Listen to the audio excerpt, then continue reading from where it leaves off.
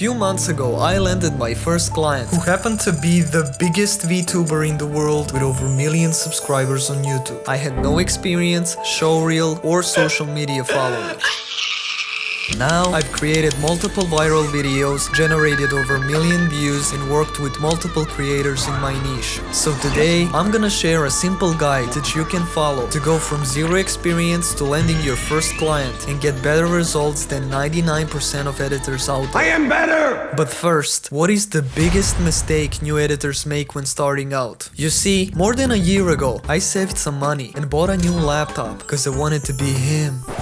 I wanted to edit gaming videos with memes and funny effects. And so I started learning as much as I can about editing. I did everything from shorts to music videos, motion graphics, reaction videos, and that was my biggest mistake.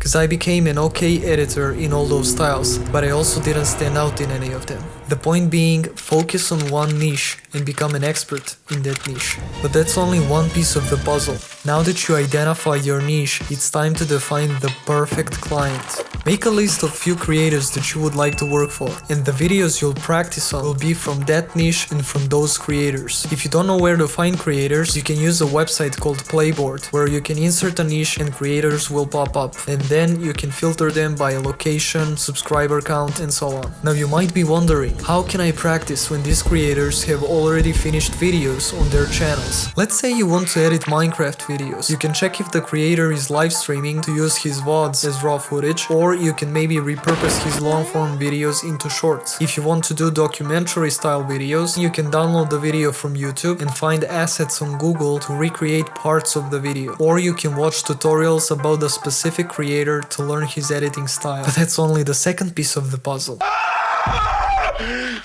The last and most important piece is something that I still struggle with to this day.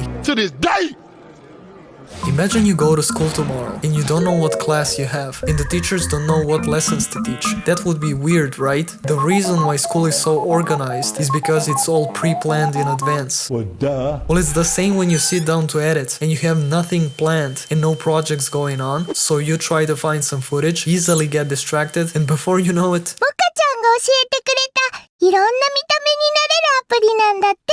you need to keep yourself busy and always plan ahead. So let me give you a simple step-by-step guide to follow, starting with step 1. Every night before going to bed, search for some footage that you can work on tomorrow. Step 2. Download the footage and make a project. Step 3. Make a rough plan for the video, like how long will it be, set a deadline, and finally, repeat this every night. This way you won't find yourself sitting at your computer procrastinating, because you'll always have something to do. Now that you have all pieces of the puzzle, let's talk about the offer. When I started this journey, every video I saw on getting clients are all about building your portfolio, personal brand, making a website, or starting a YouTube channel. But they're all wrong. Because if you spend hours on content creation or building a brand, that's a path of content creator, not a video editor. And you'll burn out pretty quickly if you try to do a lot of things at once. Instead, start with few things at a time. Focus on practicing the most and make an X account where you'll share your work, engage with other editors, follow the big creators on YouTube, watch tutorials, learn new skills, be consistent, post before and after on X, and maybe, just maybe, someone will DM you and offer you thousands of dollars to edit for them. But that didn't happen to me.